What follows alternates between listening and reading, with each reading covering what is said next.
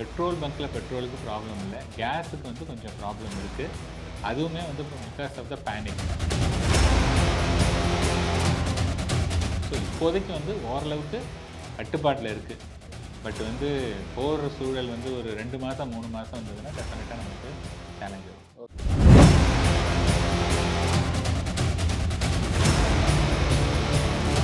But இந்தியாவை பொறுத்த வரைக்கும் பார்த்தீங்கன்னா ஈரானோட நமக்கு வந்து நட்பு நாடு தான். நம்ம வந்து இது கிடையாது. அதனால் நமக்கெல்லாம் வந்து எதுவும் ப்ராப்ளம் இல்லை. அவங்க வந்து என்ன சொல்கிறாங்கன்னா, நீங்கள் அமெரிக்கா சப்போர்ட் பண்ணக்கூடிய கண்ட்ரீஸ்க்கு நீங்கள் அனுப்பிச்சிங்கன்னா தான் உங்களுக்கு நிறைய டேக்ஸ்லாம் போடும் அப்படின்னு சொல்கிறாங்க. ஸோ நமக்கு இதுவரையும் பாதிப்பு இல்லை. வீடுதோறும் அரசு சேவைகள், மருத்துவம் தொடர்ந்திட ஸ்டாலின் தொடரட்டும், தமிழ்நாடு வெல்லட்டும். Arabian garden sea food restaurant, where taste meets elegance. Summer வந்தாச்சு. What's your plan for this holiday? எங்க கிட்ட விட்டுருங்க, நாங்க பாத்துக்கிறோம். VGT holidays.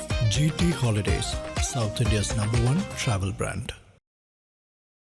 போர் பதட்டம் அப்படிங்கிறப்ப நம்ம கோல்டை பற்றி நிறைய பேசணும். இதில் முக்கியமாக டக்குன்னு திடீர்னு பார்த்தோன்னா அந்த கேஸ் எரிவாயு பிரச்சனை, பெட்ரோல் பிரச்சனை அப்படிங்கிற பயங்கரமாக பேனிக் ஆகிட்டு இருந்துச்சு ஒரு லாஸ்ட் 1 வீக்காக. அப்படிங்கிற மாதிரி படப்படன்னு எல்லாத்தையும் சேஃப்டி பண்ணி வச்சுட்டாங்க. இப்போ 2000 ரூபா கேஸ் 7000 ரூபா.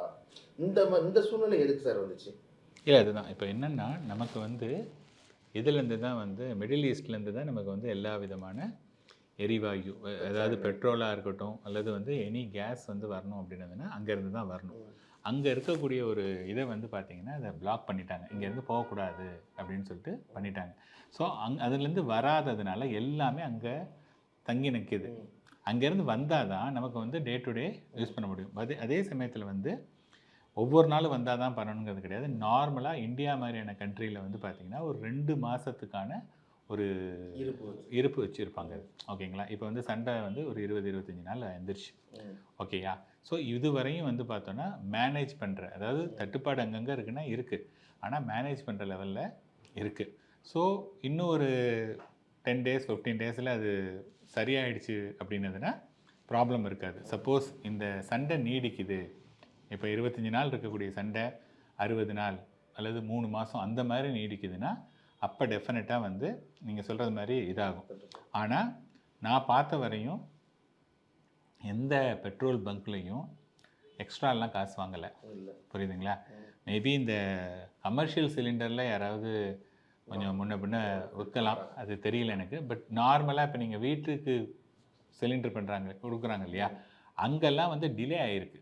20 நாள் ஆச்சு, 22 நாள் ஆச்சு, நான் 15 அப்படின்னு சொல்கிறேன். மொத்தமாக எல்லா மக்களும் உடனே புக் பண்ணதுனால அதனால் இப்போ என்னென்னா ஒரு பேனிக் வந்ததுன்னு வச்சுங்களேன், நம்ம எல்லோரும் என்னென்னா நாளைக்கு ஒன்றுமே இருக்காதுங்கிறதுக்காக போயிடுவாங்க. நான் இன்ஃபேக்ட் வந்து ஒரு 2 வீக்ஸுக்கு முன்னாடி அந்த பெட்ரோல் ப்ராப்ளம் அப்படின்ன போது பார்த்தோன்னா எல்லா பங்க்லேயும் வந்து ஒரு 50 பேர் 100 பேர் நின்னாங்க.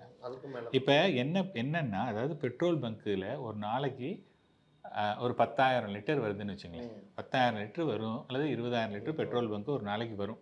அது வந்து காலையில் வந்ததுன்னா நைட்டோட அது காலி ஆகிடும். திருப்பி மறுநாளைக்கு 20,000 லிட்டர் வாங்கும். இதுதான் வந்து காலாங்காலமாக நடந்து வந்த பிஸ்னஸ்.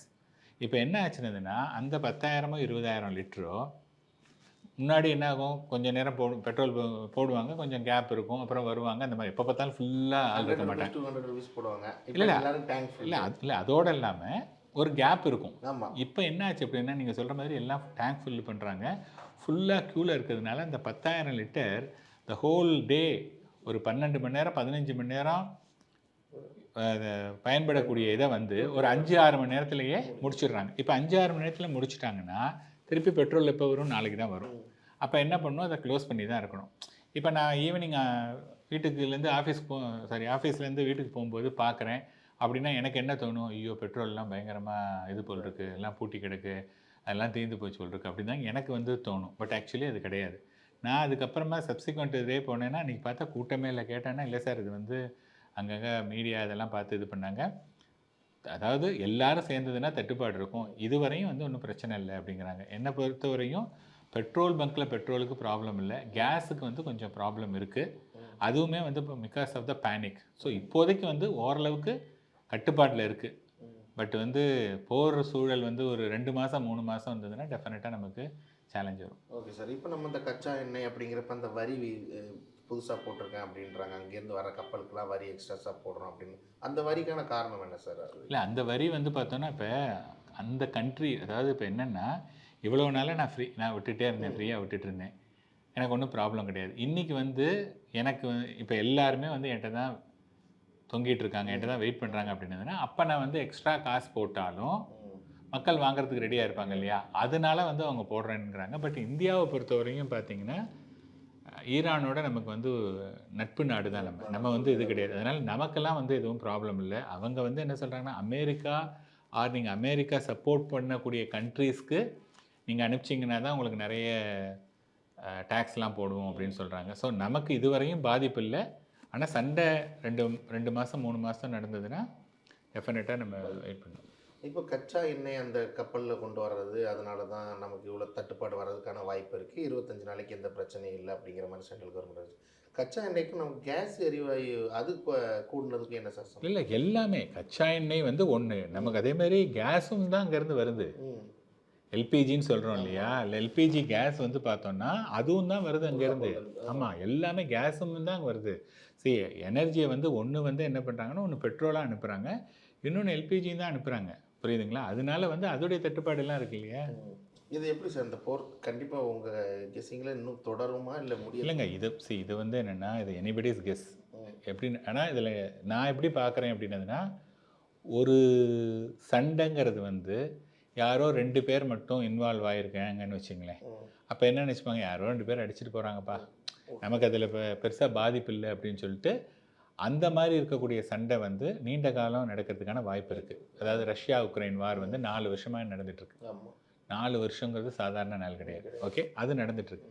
வேற இங்கே இருக்கக்கூடிய கண்ட்ரி வந்து பார்த்திங்கன்னா all the middle east countries எல்லாம் வந்து சஃபர் ஆகிருக்கு. புரியுதுங்களா? அதை தவிர என்னென்னா, இப்போ ஒரு இடத்துலேருந்து இன்னொரு இடத்துக்கு போகிறதுக்கு வந்து ஏர்போர்ட்டெல்லாம் வேறு முடக்கியிருக்காங்க. அப்போ வந்து பாருங்கள், இப்போ வந்து துபாய் ஏர்போர்ட்லாம் வந்து பார்த்திங்கன்னா பயங்கரமான பிஸியஸ்ட் ஏர்போர்ட். அங்கே ஒன்றுமே போகலை அப்படின்னு சொன்னதாக இருந்ததுன்னா இப்போ எவ்வளோ தூரம் அவங்களுக்கு இது இருக்கும். நிறைய பேருக்கு வந்து பிஸ்னஸ் அஃபெக்ட் ஆகுது.